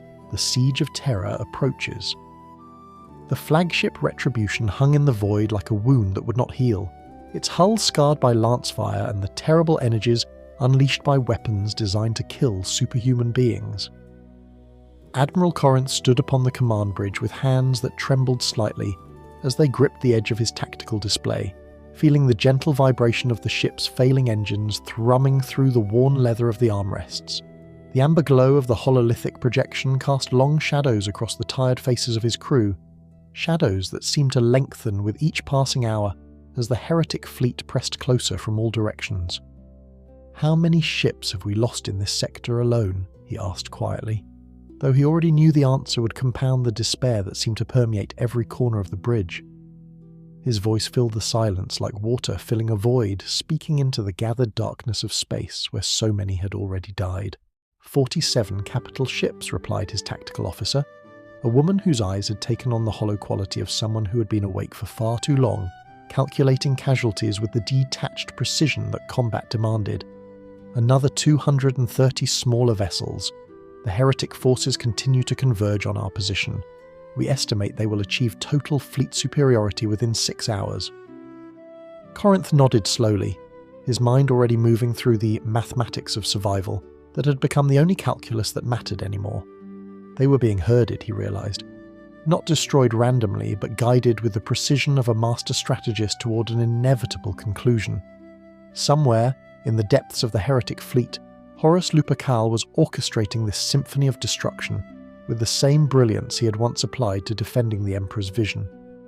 "How much longer can we maintain this course toward Terra?" he asked, knowing that each hour brought them closer to the Emperor's throne world, and also closer to the terrible choice between standing and fighting, or abandoning entire sectors of space to the corruption spreading like plague through human civilization. "At current burn rate, perhaps 8 days, the engineering officer reported, his voice carrying the rasp of someone who had pushed his body far beyond its normal limits. But that assumes no further damage to the primary drives. One more direct hit to the engine section, and we'll be adrift. One more hit after that, and there won't be enough left of this ship to bury." Corinth turned from the tactical display and walked toward the viewport, feeling the cold of space pressing against the reinforced crystal, even through the layers of shielding. Outside, the vast darkness held planets that had once been thriving worlds, now reduced to burning cinders or worse, transformed into strongholds for the heretic forces that had abandoned the Emperor's vision for something far darker. The transformation had been swift and comprehensive, moving with the precision of a force that had been planning this betrayal far longer than anyone had suspected. The reports from the front lines grew worse with each passing day. Korax and his shadowed legions were being driven back across entire sectors, their dark armour unable to withstand the combined assault of traitor forces. Sanguinius, the noble and hopeful one, had taken refuge on 3 separate worlds, fighting desperate holding actions against overwhelming odds. And Rabut Guilliman, the most strategic of all the Primarchs, was attempting to coordinate the loyal forces across a space so vast that communication alone was taking weeks to traverse the void between distant theatres of war. The smell of recycled air filled Corinth's lungs, carrying with it the metallic tang of burning circuitry and the subtle musk of human desperation that no filtration system could entirely eliminate. This was home now, he thought distantly. Not Terra, not the cities that had risen in the centuries since the Emperor's unification. This bridge, this ship, this desperate flight through a galaxy that had suddenly transformed from a realm of great hope into a nightmare of civil strife and endless bloodshed. Captain, his communications officer called, her posture shifting in the way that indicated official business of significant magnitude. Priority transmission from Imperial Command. Robert Guilliman is relaying strategic orders from Terra itself. The Emperor requests that all remaining Loyalist forces consolidate around the solar system for final defense. Corinth felt something cold settle into his chest. Final defense. The words carried implications that transcended mere tactical communication. They meant that the Great Crusade was truly over, that the glorious expansion of human civilization had ended in betrayal and civil war, that humanity's future, if it had one at all, would be determined not by grand vision but by desperate survival. "Route the transmission to my command station," he ordered, already turning toward the secure chamber where he would receive communications from the Emperor's inner sanctum, "and notify all officers that we will be altering course. We're going home. If Terra is where the Emperor intends to make his stand, then Terra is where we will shed our lives defending it." The transmission from Rabut Guilliman was precise in its terrible clarity. All Loyalist forces were to abandon the outer sectors, to surrender the vast territories of space that humanity had reclaimed only decades before. The heretic forces were simply too numerous, too well coordinated, too corrupted by warp powers that seemed to grant them abilities that no ordinary human could resist. The only viable strategic option was to consolidate, to fortify Terra itself, and to pray that the Emperor's power would be sufficient to defend humanity's cradle world against the assault that was surely coming. As the Retribution adjusted course toward the inner planets, Corinth found his thoughts drifting toward memories of peacetime, of the brief golden period when the Great Crusade had seemed to promise an age of infinite expansion and human restoration. He had been a younger man then, filled with purpose and certainty. Now, at an age when most men would have expected to rest on the accomplishments of their youth, he found himself commanding a ship full of the dying, fleeing before an enemy that grew stronger with each passing day. The reports from the deep void became progressively darker as the months of warfare dragged on. Entire legions were being consumed by the heretic forces. Worlds that had welcomed the restoration of human authority were being transformed into strongholds of corruption, their populations either enslaved or transformed into something that was no longer quite human. The Emperor's vision of a unified humanity extending across the stars was crumbling into ash, and there was nothing the Loyalist forces could do but slow the rate of destruction. At one point, Corinth received word that the heretic forces had reached the edge of the solar system itself. The final journey toward Terra was beginning. The Emperor had withdrawn to his throne world and was preparing his defense, calling all remaining loyal forces to gather around his golden citadel. The siege that would define the next 10,000 years was about to commence. Corinth stood once more at his viewport, watching the distant sun grow larger as his ship approached the inner system. The cold of space pressed against the reinforced crystal with the weight of absolute certainty. In a matter of days, perhaps less, he would either die defending humanity's throne world or survive to witness the transformation of human civilization into something fundamentally different from what it had been. There was no longer any hope of victory in the grand sense. There was only the bitter determination to make the enemy pay for every world taken, every life lost. There was only the desperate prayer that somehow, against all odds, the Emperor would find a way to hold back the darkness that had erupted from the very core of humanity's greatest achievement. The war among the stars was drawing toward its conclusion, and in the shadows beyond Terra, the vast fleets of Horus Lupercal gathered themselves for the final assault, the moment when humanity's greatest golden age would transform into its longest, darkest night. Chapter 9. The Final Stand. The Siege of Terra.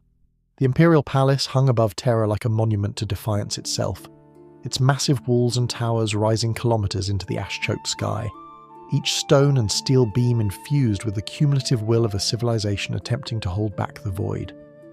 Within its corridors and chambers, the Emperor stood upon a platform suspended above the throne room, his grey eyes surveying the vast tactical display that showed the positions of heretic forces converging on his world from all directions. The air around him thrummed with barely contained psychic power, a pressure that made ordinary humans' teeth ache and their thoughts scatter like startled birds. Sanguinius entered the chamber with the measured grace of a being who had already accepted his own death, his golden armour catching the light from the endless display screens with a luminescence that seemed almost holy. The angelic Primarch's beautiful face held no fear, only a profound resignation mixed with the terrible certainty that the moment they had all been dreading had finally arrived. Behind him came Rogel Dawn, his expression carved from stone, his tactical mind already calculating the geometry of the defence they were about to undertake. The heretic fleet has achieved full orbital saturation, Sanguinius reported, his voice carrying the harmonics of someone speaking truths that transcended mere words. Every defensive position on the planet's surface is now under direct fire from above. The bombardment has begun in earnest. The outer districts are already lost. The Emperor did not respond immediately. His hand remained pressed against the tactical display, and through that gesture flowed his consciousness, touching the minds of billions of defenders scattered across Terra's surface, lending them strength and purpose in their final moments. When he finally spoke, his voice seemed to originate from a source deeper than mere physiology, resonating through dimensions that no ordinary human could perceive. Then we make our stand here, in this palace, behind these walls. The heretic forces will not take Terra without drowning in human blood, the Emperor said, and there was something almost gentle in his tone, a terrible sadness mixed with absolute resolution. Rogel, you will command the palace defences. Sanguinius, you will lead the assault forces to strike at the heretic positions as soon as they establish beachheads. Buy us time. Force them to commit more of their strength than they wish to spare. Rogel Dawn's scarred face tightened with the weight of command, his hand already moving across the tactical display to reorganize the palace's defense into concentric rings of firepower and resistance.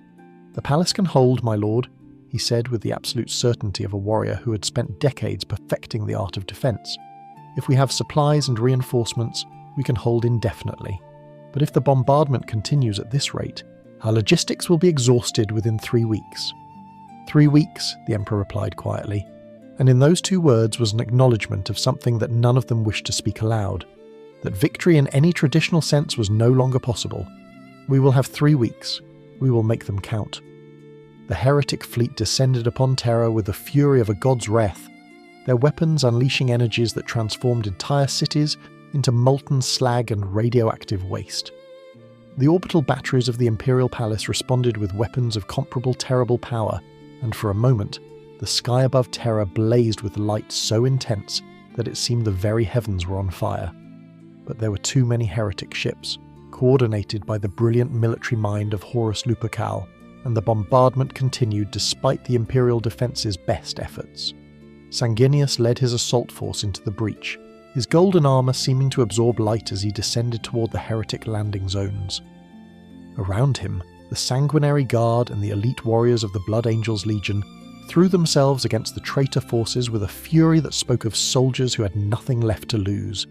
The smell of burning flesh and molten metal filled the air, mixed with the acrid bite of weapons discharges and the subtle musk of human determination pressed to its absolute limit. For 3 days, Sanguinius held the outer defences, pushing back wave after wave of heretic assault, his inhuman strength and tactical brilliance allowing him to accomplish what no ordinary commander could have achieved. But the heretic forces were inexhaustible, and with each wave came not merely soldiers but things that should not exist. Creatures of warp corruption that defied the laws of material reality, that laughed at conventional weapons and tactics. On the 4th day, Sanguinius fell, not to Horus, not yet, but to one of the warp entities that had been granted physical form by the heretic sorceries. The angelic Primarch's final transmission, sent back to the Emperor with his dying breath, carried a message that no tactical data could convey. Hold, my father. Whatever comes, hold. That is all we ask. That is all any of us have ever asked. And then Sanguinius's link went silent, and the Emperor felt the death of his most noble son like a wound that would never fully heal. The heretic forces pressed deeper into the palace, their corruption spreading like plague through the ancient corridors. Rogel Dawn shifted his defensive lines, abandoning entire sections of the palace to focus defensive strength on the inner sanctum, where the Emperor maintained his position. The sounds of warfare echoed through the chambers and hallways, the screams of soldiers, the thunder of weapons discharge, the terrible cries of those touched by warp corruption as they were transformed into things that were no longer quite alive, yet refused to die. And then Horus came, his massive form armoured, in a suit that was simultaneously human technology and warp corruption, his eyes burning with an intelligence that transcended human understanding. Behind him came his most elite guard, his chosen sons, those who had followed him into damnation and emerged transformed into something greater and far more terrible. "Father," Horus said, his voice carrying the weight of 20 years of betrayal, compressed into a single word, "I have come to offer you a choice that you did not offer to me. Surrender. Acknowledge that your vision was incomplete. Kneel before the forces that have always existed beyond your narrow rationality. Do this, and I will permit your people to survive. Resist, and I will burn Terra to ash just to prove that no human will can withstand the power of true divinity." The Emperor rose from his throne, and in that gesture was the culmination of everything he had been and everything he had failed to become. His form seemed to expand, his presence filling the chamber with a pressure that made Horus himself stagger slightly. But there was no grandeur in his expression, only a profound sadness mixed with absolute resolve. "I will not kneel," the Emperor said simply, "and I will not permit you to transform humanity into the servants of the warp's hunger. Even if it costs me everything, even if it costs Terra itself, I will not yield to the darkness." The duel that followed was unlike anything that had occurred in the material universe. Two titans clashed, one human and one transformed by forces beyond human comprehension, and their conflict reshaped reality around them. The palace walls cracked under the sheer force of their collision. The very ground of Terra trembled, and gradually, inexorably, the Emperor began to prevail. But Horus, even corrupted, had not lost his brilliance. In the final moment, when defeat seemed certain, he fainted, a trick of pure military genius, and struck a blow that the Emperor, focusing on achieving victory, had not anticipated. His blade, energized with warp power, pierced through the Emperor's defenses and struck deep. The Emperor felt the corruption spreading through his body, felt the warp's touch burning through his genetic perfection, like acid through crystal. And in that moment of terrible vulnerability, he struck back with all the accumulated power of his will, all the psychic strength he had held in reserve, all the force of human determination pushed to its absolute limit. Horus fell. The War Master, the favoured son, the one who had been designed to be the Emperor's greatest instrument, died upon the threshold of ultimate victory. But the Emperor too collapsed, his body racked with corruption that no human medicine could heal, his consciousness beginning to fracture as the warp's touch eroded the very foundation of his being. Rogel Dawn gathered his father into armoured arms and felt the absolute certainty that this was the end, that the Emperor's reign was concluded, his vision defeated, his dream transformed into nightmare. Yet as the Emperor looked up at his remaining son, his grey eyes still burning with undiminished will, Rogel understood that even in dying, even in defeat, the Emperor had accomplished something that transcended mere military victory. He had shown that humanity could resist the darkness. He had proven that will alone could match the power of the warp. He had stood against the void and refused to yield, even when yielding would have been the wise choice. And that choice, that terrible, costly, absolutely final choice, would define humanity's future for the next 10,000 years. Chapter 10. The Entombment. Birth of the God Emperor. The silence that followed the Emperor's collapse was absolute, a void so profound that it seemed to swallow all sound, all meaning, all hope. In the depths of the Imperial Palace's most sacred chamber, the Golden Throne stood waiting, a device of such immense complexity that no single mind had ever fully comprehended its construction. Its creator had been lost 10,000 years in the past, buried beneath layers of forgotten technology and occult knowledge. Now it would serve a purpose that its original designers could never have imagined. Malkador the Sigillite stood before the throne, his aged form barely held together by force of will and the faint currents of psychic power that seemed to flow through his deteriorating frame like electricity through failing wire. His eyes, roomy with age but still holding depths of ancient knowledge, regarded the dying emperor with an expression that combined profound grief with the terrible clarity of someone who had already calculated the mathematics of what must occur. "My lord," Malcador said softly, his voice carrying the rasp of someone who had not slept in days, perhaps longer. "The heretic fleet is withdrawing from Terra. Your victory, though purchased at costs beyond measure, is complete. But your body—" "My body is failing," the Emperor interrupted, his voice barely more than a whisper, yet somehow audible in every corner of the chamber despite the absence of amplification. "I can feel it. The corruption spreads through my cells like plague. I have perhaps hours before consciousness itself begins to fragment beyond recovery. You know what must be done, Malcador. We discussed this possibility years ago, though neither of us believed it would come to pass." Malcador's hands trembled as he moved toward the throne, his ancient fingers running across its surface with a reverence that spoke of decades spent maintaining and understanding this singular creation. "The Golden Throne was designed as a psychic amplifier, my lord," he said carefully. "It was never meant to serve as life support. To place you within it now, to attempt to keep your consciousness anchored to existence through sheer warpcraft and will. It could trap you. It could suspend you in a state between life and death for centuries, perhaps forever." "Yes," the Emperor replied, and there was something almost peaceful in his acceptance of the terrible burden that awaited him. "But it is the only way to preserve what remains of my consciousness, and preservation is essential. Without my presence, without the light of my will to guide the Imperium, humanity will fragment into chaos. They will turn to faith because reason has failed them. They will worship me because leadership is what they require. I do not wish this, Malcador, but I have learned that what we wish and what must occur are often vastly different things. The process of placing the Emperor upon the Golden Throne was conducted with ritual precision that bordered on the sacred. Robert Guilliman stood watch as his father's broken form was carefully positioned within the throne's embrace, feeling the terrible finality of the gesture like a weight pressing upon his consciousness. The other surviving Primarchs gathered in the shadows, those who had remained loyal, those who had paid the price of their fidelity in blood and anguish, and the loss of brothers to damnation. As the Emperor's form settled into place, his consciousness expanding outward to grasp the vast networks of the Imperium that he would henceforth maintain through psychic will alone, something fundamental shifted in the nature of human civilization. The Emperor had always resisted the notion of divinity, had always insisted upon his own humanity, his own fallibility. Now, as his consciousness merged with the warp currents that fed the Golden Throne, that insistence became meaningless. Malcador initiated the activation sequence, ancient words spoken in languages that predated human civilization flowing from his ancient lips.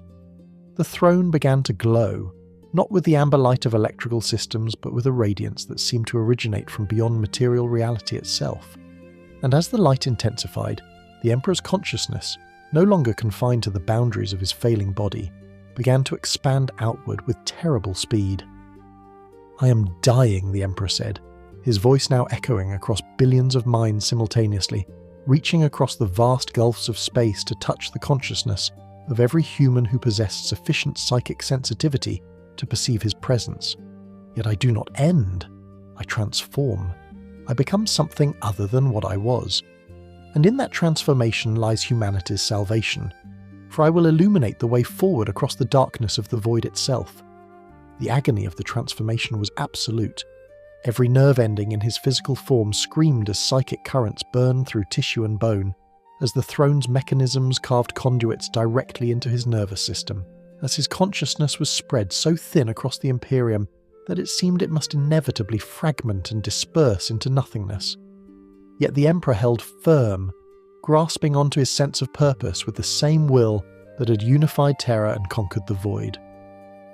Around the throne, the assembled observers felt the weight of the moment settle upon them like the hand of a god.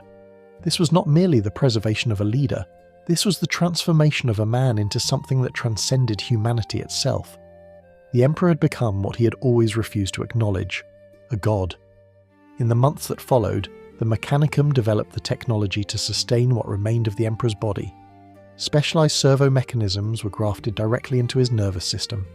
Nutrient fluids were administered through tubes that extended deep into his failing organs, and most crucially, a device called the Astronomicon was constructed, a massive psychic beacon powered by the Emperor's consciousness itself, designed to guide human ships through the warp's treacherous currents. For the Emperor had made a terrible discovery as his consciousness expanded outward. Warp travel was dependent upon human psychers to navigate. Without some form of guidance, ships attempting to traverse the immaterial realm would be lost forever in chaos and nightmare. The Emperor, in his final act of defiance before consciousness became too fragmented to maintain coherence, had created a solution, a beacon of his own will shining across the void to guide humanity's vessels home. Malcador stood before the throne in the months that followed, watching as his master, his emperor, his god, his broken friend slowly transformed into something neither alive nor dead, something that transcended the categories by which humanity understood existence. The ancient psycher's own life was drawing to a close, his form finally succumbing to the weight of years and the terrible psychic strain of maintaining the Emperor's consciousness during those first crucial months of transformation. "My lord," Malcador said during one of the rare moments when the Emperor's fragmented awareness seemed to coalesce enough to perceive individual voices, "I am dying. Soon I will no longer be able to guide your consciousness through the void between life and death. What becomes of you then?" "I endure," the Emperor replied, his voice now barely distinguishable from the background hum of the throne's mechanisms. "That is all that any of us can do. I endure, and in enduring I fulfill my purpose. Humanity will survive. It will not flourish as I dreamed, but it will persist. Perhaps that is sufficient. Perhaps that must be sufficient."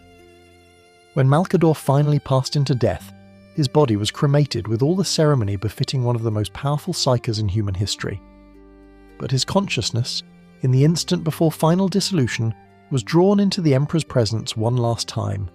In that final contact, the Emperor imparted to his most faithful servant a message that Malcador carried with him into death and beyond, that this was not the end of human hope, but merely a transformation into a different shape, a different form that would preserve the possibility of humanity's ultimate redemption. In the void beyond Terra, the news of the Emperor's ascension spread slowly through human space. He was no longer the fallible man who had unified Terra and led the Great Crusade. He was now the God Emperor, the divine figure upon whose psychic will the entire Imperium depended for its survival. Whether this was triumph or tragedy, none could say with certainty. But one truth became clear in the decades that followed. The Emperor's refusal to die, his insistence upon enduring beyond the limits of flesh and consciousness, had changed the fundamental nature of human civilization. The Imperium would no longer advance. It would consolidate. It would eventually stagnate, turning the Emperor's vision of rational restoration into a theocracy built upon faith in a corpse animated by psychic will. And in the depths of the Golden Throne, the Emperor remained conscious enough to perceive this transformation, aware enough to understand that his victory had transformed into a different form of defeat, yet unable to prevent it, unable to halt the slide into darkness that his own survival had made inevitable. This was the price of immortality. This was the burden of godhood. And the Emperor, in those rare moments when his fragmented consciousness could grasp such profound truths, understood that he had purchased humanity's survival by surrendering the possibility of humanity's true restoration. Chapter 11. The God Emperor's Legacy. 10,000 years of stagnation. The archive chamber beneath the oldest section of the Imperial Palace held silence so profound it seemed to have weight, pressing down upon the shoulders of those who entered with the heaviness of epochs compressed into stone and sealed darkness. Inquisitor Cassius walked between rows of data tablets that had been carefully preserved across 10,000 years, her hand trailing across surfaces that no living human besides herself had touched in centuries. The smell of ancient preservation chemicals mixed with something else, the faint metallic tang that suggested these records had been blessed by proximity to the Emperor's divine presence, as though sanctity itself had seeped into the physical material of the archives. The historian in her understood what she was examining. The records of the first centuries following the Emperor's entombment. Documents that showed the precise moment when humanity's trajectory had fundamentally altered, when the pursuit of knowledge had transformed into the preservation of knowledge, when progress had calcified into ritual. According to these accounts, the first 500 years had been dedicated to maintaining the Emperor's physical form and psychological stability, Cassius murmured to her assistant. a younger scholar whose eyes held the brightness of someone still naive enough to believe that understanding could be derived from documents alone. The Mechanicum devoted all its resources to developing the technology required to keep him alive. The military focused on defending Terra against renewed heretic assaults. There was no time for expansion, no capacity for innovation. Her assistant leaned closer, his movements careful as though proximity to ancient truths might somehow contaminate him. But surely, after the immediate crises passed once the threats were contained, surely then the Imperium returned to the Emperor's original vision. Surely the pursuit of knowledge resumed. Cassia smiled without warmth, turning to regard her student with eyes that had spent decades witnessing the peculiar blindness of those who study the past without truly understanding it. "Come," she said, gesturing toward a section of the archive that held records of the second millennia. "Let me show you the precise moment when the God Emperor became a god in truth, when his divinity ceased to be merely functional and became theological." The transition had been subtle at first. In the early centuries, the Emperor's guidance had come through official channels, communications transmitted through the highest ranks of command, instructions filtered through rational frameworks. But gradually, over generations, the Emperor's fragmented consciousness had become less accessible to ordinary interpretation. His words, when they came, arrived through the Astronomican's telepathic broadcasts, fragmented and dreamlike, open to interpretation and reinterpretation. The priesthood that emerged around the Golden Throne had not intended to distort the Emperor's message. They had merely attempted to translate his fragmentary communications into forms that could be understood by those without sufficient psychosensitivity to perceive his raw consciousness. But translation, as it always does, had become interpretation. And interpretation, over centuries, had hardened into dogma. By the time 3,000 years had passed, the pursuit of science had become heresy, Cassius explained, her voice carrying the weight of someone describing the slow suicide of an entire civilization. The Emperor's original vision, the restoration of human knowledge, the recovery of the lost technologies of the Dark Age, had been reframed as hubris. Knowledge was no longer something to be pursued, but something to be preserved. Innovation was not progress, but deviation from sacred patterns. The Mechanicum, which had once been the repository of scientific knowledge, had transformed into a priesthood devoted to the maintenance of existing technologies without understanding their function. They became the keepers of holy machines, interpreting the worship of the machine god as literal doctrine rather than metaphor. And gradually, systematically, the knowledge contained within their archives was locked away behind layers of superstition and ritual. "Why?" her assistant asked, his young voice carrying the frustration of someone who could not comprehend how an entire civilization could deliberately choose ignorance. Why did no one resist? Why did the Emperor himself not intervene and correct this theological drift? Cassius walked toward a particular data tablet, one she had pulled from the archives decades before and memorized completely. "Because," she replied, "the Emperor's consciousness was fragmented. He was aware of the Imperium only through the Astronomicon, and the Astronomicon was designed for navigating the warp, not for micromanaging the internal politics of human civilization."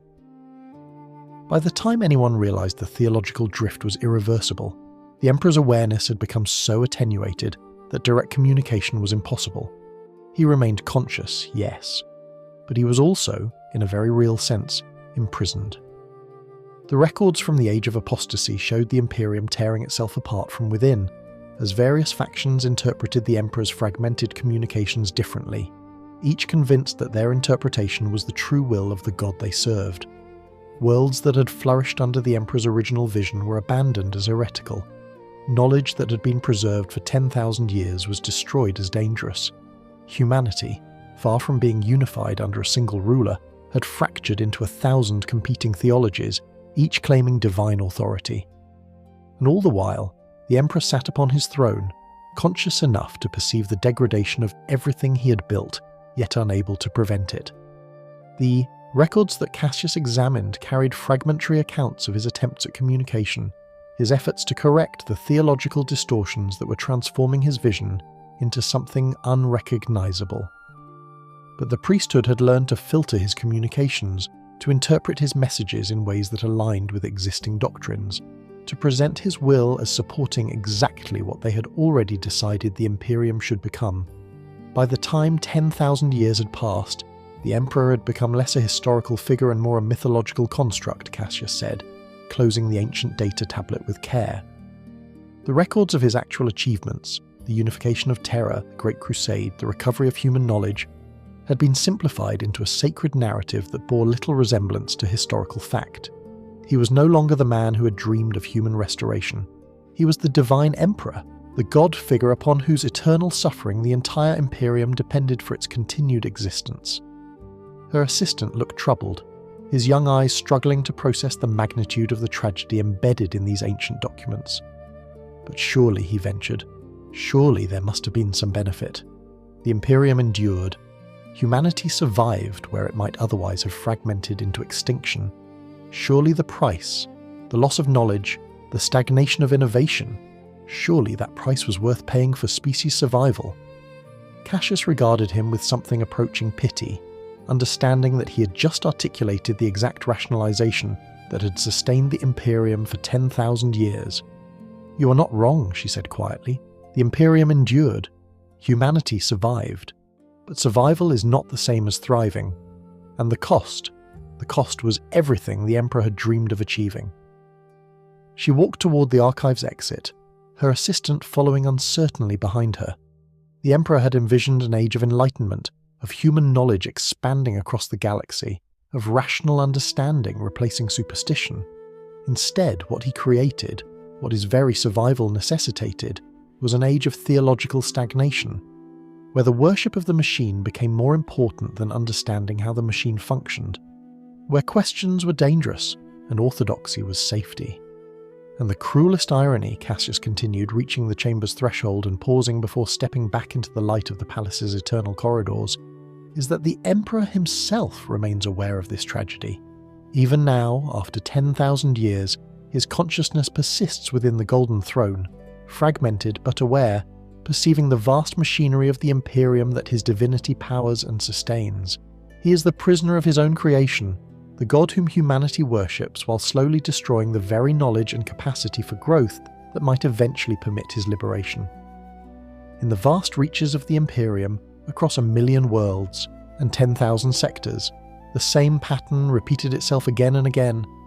Worlds that had been contacted during the Great Crusade and brought into compliance with the Emperor's vision now clung to those ancient treaties as holy documents, interpreting the Emperor's words as divine scripture rather than military directives.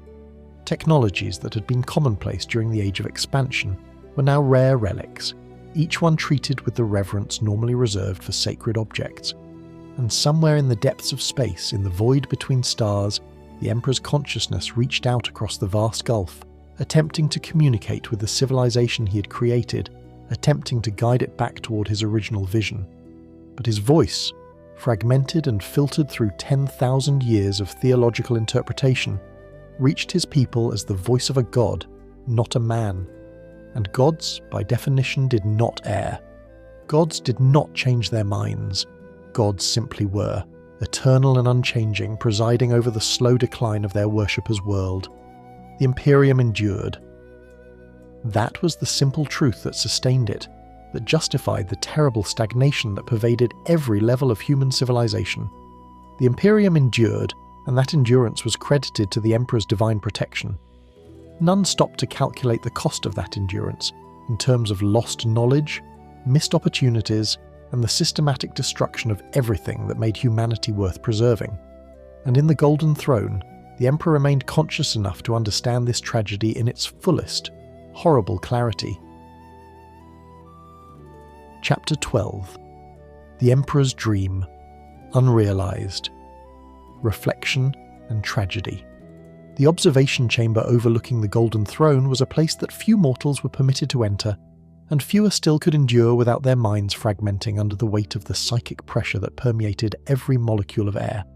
A scholar named Theron stood at the crystalline barrier that separated him from the throne itself, his hands trembling as he attempted to document what he perceived, the vast, eternal presence that occupied the throne, the consciousness that had somehow persisted across 10,000 years of suffering and isolation. The smell of sacred oils and preservation chemicals filled the chamber, mixed with something else entirely. the faint copper tang of blood continuously renewed through medical mechanisms, the subtle musk of a body that had not truly lived in 10 millennia. "What do you perceive when you look upon him?" asked a voice from the shadows behind Theron, and the scholar turned to find an elderly inquisitor regarding him with eyes that held the weight of decades spent contemplating the Emperor's nature and legacy. Her name was Morticia, and she had spent more of her life studying the Emperor than most humans spent alive. "I perceive suffering," Theron replied carefully, choosing his words with the precision of one standing before a precipice. "I perceive consciousness compressed into a form no longer capable of physical expression. I perceive a will vast enough to guide billions, yet imprisoned by the very mechanism that keeps it alive. I perceive a god who is simultaneously a prisoner." Morticia nodded slowly, moving to stand beside the younger scholar. "You perceive correctly, but your understanding remains incomplete, because you view the Emperor as he currently exists, not as he was intended to be. To truly comprehend the tragedy of his situation, you must contemplate the gap between his original vision and the reality that vision produced." She gestured toward an ancient data slate held in her weathered hands, its surface inscribed with passages extracted from the earliest records of the Imperium. "Listen to the words the Emperor spoke before his entombment, before he became the eternal god figure that humanity now worships. These are the authentic records, uncensored by the priesthood's theological interpretations." Theron accepted the data slate and read, his eyes moving across passages that seemed to describe a fundamentally different being than the one the Imperium had been taught to revere. The Emperor had spoken of a future in which humanity would understand the secrets of the stars, in which knowledge would be pursued without fear, in which reason and rational inquiry would illuminate the darkness. He had envisioned a civilization where technology was understood rather than merely preserved, where innovation continued unchecked, where the human mind expanded toward comprehending the full scope of the universe. "This was his dream," Morticia said softly. "Not worship of himself, but transcendence of human limitations through knowledge and understanding. Not the stagnation that the Imperium has become, but endless expansion and growth. He sought to elevate humanity not through faith, but through reason." And what did his vision produce? Precisely the opposite. Theron found his voice catching slightly as he attempted to formulate the question that suddenly seemed almost obscene in its directness. Could he have prevented this? If the Emperor had somehow foreseen how his vision would be corrupted, could he have chosen differently? Morticia walked toward the golden throne itself, her movements slow and reverent, as though she was approaching a sacred site, which of course she was. "No," she replied. The mathematics of the situation admitted of no alternative choices. The Emperor's consciousness had to be preserved to maintain the Astronomicon. The Astronomicon had to guide human ships through warp space, or exploration became impossible. And human navigation of the warp required psychers, which meant that the priesthood controlling those psychers would inevitably gain power. The corruption of his vision was not an accident, but an inevitable consequence of the only choice that could preserve human civilization itself. The cruelty of it was not that the Emperor had failed, it was that his very success in keeping humanity alive had necessitated his failure in achieving his original goals. He had saved the species by sacrificing the possibility of the species' true restoration. In surviving, he had ensured that humanity would never again achieve what it might have been if the heresy had never occurred, if Horus had never fallen to corruption, if the Emperor had been permitted to continue his great crusade uninterrupted. But he could not have predicted that either, Theron said, a note of desperate hope in his voice. The heresy was caused by forces beyond his control. Horus's corruption came from the warp itself, from entities that existed beyond human understanding. Could he truly be held responsible for failing to prevent something that transcended his capacity to comprehend? Morticia turned to regard the younger scholar with an expression that was simultaneously compassionate and pitiless. "That is the question that has haunted the most honest scholars for 10,000 years, she replied. "And the answer, I believe, is both yes and no. Yes, the Emperor could not have foreseen every detail of how the heresy would unfold, but no, he could not escape responsibility for his fundamental blindness regarding human nature itself." She walked back to stand beside Theron, her aged eyes fixed on the distant forms suspended within the golden throne. The Emperor believed in human reason. He believed that through rational thought and scientific understanding, humanity could transcend the limitations that bound it. But he underestimated the power of faith, of emotion, of the deep, psychological hunger that humans feel for something greater than themselves. He designed Lorgar to inspire faith without understanding that faith itself could become the vector through which corruption would spread. He created the Primarchs as tools, she continued, and there was profound sadness in her voice. Magnificent tools, true, but tools nonetheless. He did not anticipate that tools of sufficient power and complexity might develop agency of their own, might question their purpose, might choose paths that diverge from their creator's intentions. In treating his greatest creations as means rather than ends in themselves, he ensured that they would eventually turn against him. Theron found himself contemplating the vast architecture of tragedy that Morticia was describing, a cascade of failures and blind spots, each one seemingly small, yet combining to produce a catastrophe that had reshaped human civilization for 10,000 years.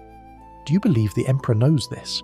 That his consciousness, fragmented as it is, perceives the connection between his choices and the consequences that have unfolded?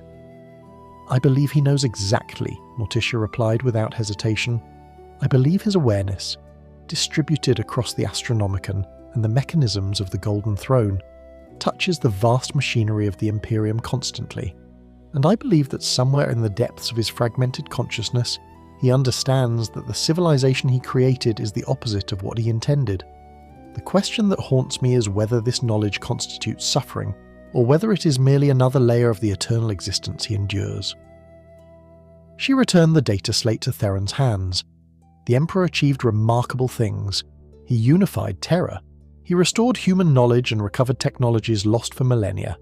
He began a crusade that briefly allowed humanity to touch the stars again. Those accomplishments are real and significant, but they were purchased at a cost so terrible that we will never fully comprehend it. They were purchased through the Emperor's willingness to make himself a god, to place himself upon a throne that would keep him alive but ultimately imprison him. They were purchased through his acceptance of faith as a necessary component of human civilization, even as he despised faith as a limitation on human potential. They were purchased through his creation of the Primarchs, magnificent, flawed beings whom he could not adequately control or understand. And most significantly, Morticia continued, they were purchased through the Emperor's failure to acknowledge his own fallibility. He believed himself capable of comprehending and controlling variables that were ultimately beyond human or even superhuman capacity to manage. And that hubris, that fundamental blindness regarding the limits of his own omniscience, ensured that everything he built would eventually turn to something other than what he intended. Theron looked up. At the throne, at the vast presence that occupied it, at the consciousness that somehow persisted despite the terrible weight of 10,000 years of isolation and suffering. Do you believe he would do it differently, if he could return to the moment before his entombment and reconsider his choices? Morticia was silent for a long moment, her ancient eyes contemplating depths that younger minds could not fathom. Yes, she said finally, I believe he would refuse the throne. I believe he would accept death rather than transformation into a god. And I believe that refusal would have allowed humanity to develop more naturally, even if it meant centuries of chaos and fragmentation. At least there would have been the possibility of genuine human growth, genuine restoration of knowledge and capacity. Instead, what we have is immortality purchased at the cost of eternal stagnation. But we cannot know that for certain, she added, a note of acknowledgement entering her voice. We cannot calculate the probability that a fragmented Imperium would have survived without the Emperor's guidance, that human civilization would not have devolved into barbarism and extinction. The Emperor made his choice based on the best information available to him, and by that choice, he preserved the species. That is not nothing. That is, in fact, everything. Theron found himself unable to respond, overwhelmed by the weight of the contradiction that seemed to define the Emperor's legacy. He was simultaneously humanity's greatest benefactor and the architect of its greatest tragedy. He had saved civilization through actions that doomed it to stagnation. He had preserved life at the cost of preventing genuine flourishing. This is the truth that the Imperium refuses to acknowledge, Morticia said quietly, moving toward the chamber's exit. We worship the Emperor as a god because that belief system permits us to avoid confronting the reality of what his survival has cost us. We preserve his vision as sacred doctrine because examining it rationally would force us to acknowledge the fundamental flaws in his thinking that led to our current predicament. We are trapped, all of us, in a cycle initiated 10,000 years ago, sustained by an emperor who is simultaneously our greatest hope and our most terrible burden. As they left the observation chamber and returned to the corridors of the Imperial Palace, Theron found himself contemplating the vast, eternal presence they left behind, the consciousness that persisted within the Golden Throne, aware and suffering, maintaining the civilization it had created, even as that civilization moved further and further from the dream that had inspired its creation. The Emperor endured. He had always endured. And in enduring, he had ensured that humanity would endure as well, even if what humanity became was so far removed from what it might have been that the distance between dream and reality constituted its own form of death. This was his triumph. This was his tragedy. And this was the legacy that would define the next 10,000 years. An eternal emperor presiding over a stagnant civilization, a god imprisoned by his own divinity, a savior who had ultimately condemned the very species he had sought to save.